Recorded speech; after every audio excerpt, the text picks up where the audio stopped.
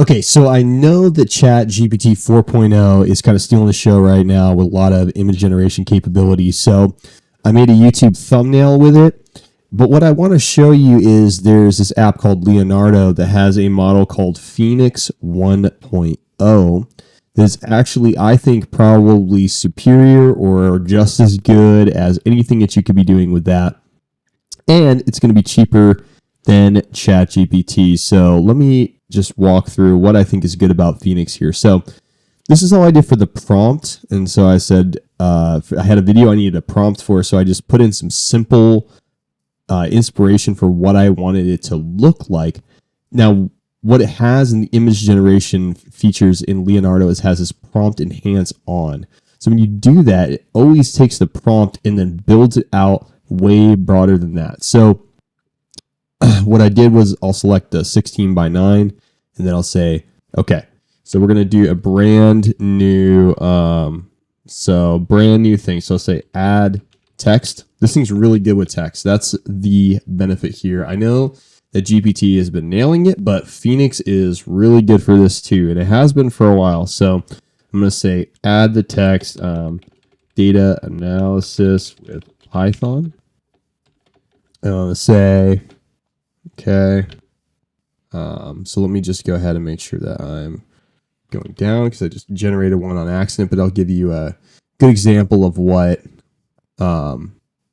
actually works here. So I'll give it a second. So this is what I put in: add text data analysis with Python, visual of a snake with some Python code behind it, YouTube thumbnail. That's all I said. So the prompt, enhance, the style, all these things you can definitely mess with.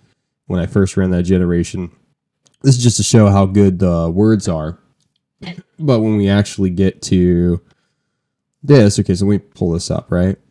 Okay, so this right here, so really high resolution snake, right? It has a little YouTube image. I mean, I think that, or a little video play button right there. But all of these, really good. Spelling a little bit messed up right here. However, now this is really cool. I think the big thing here is the ultra quality generation mode. That's what gets things so crisp. So like off the bat, I would immediately pull this and use it. Now, what we can do here even is go in and we can upscale this image, right? Change it a little bit. And what I could do as well is just add ChatGPT.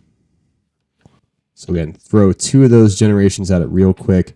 These do take more credits depending on the generation mode that you use, but I find these to be really good. I could even change the image dimension. So maybe I wanted to have it to be square or in 2:3. Maybe I'm doing a short. Maybe I'm doing an Instagram post. Regardless of that, you can get any different type of format. And I think that these are very, very promising. All right, so here's one that came up. Really good. Let's look and see what else. Some of these visuals are just kind of nifty. You'll see this one is kind of messed up with the snake. The code's not very clear. But let me go ahead and see if I add these same prompts to ChatGPT and let's see what it comes out with. So what I'll do is just hit reuse prompt so I can grab it from here, copy it over. That's generating. One thing about GPT 4.0 image generation, a little bit slower. One thing to note too, when you download these images, they are bigger than YouTube allows size-wise. So you have to downsize those. In Phoenix, just in Leonardo, you do not have to deal with that. You can just download right away, and the size of the image will, at least with the medium setting, I think probably with the large as well, we'll just go right in there. All right, so here's the one that ChatGPT generated. The code is a little bit more clear. Snake visual is interesting. It's a little saggy right here. All the words are pretty good. But I think if you throw a couple of these, let me scroll down real quick. So if you take, now when you generate 4 images, right, and you get this one versus this one, both of them are pretty good. I think this one's the more readily available, faster to generate.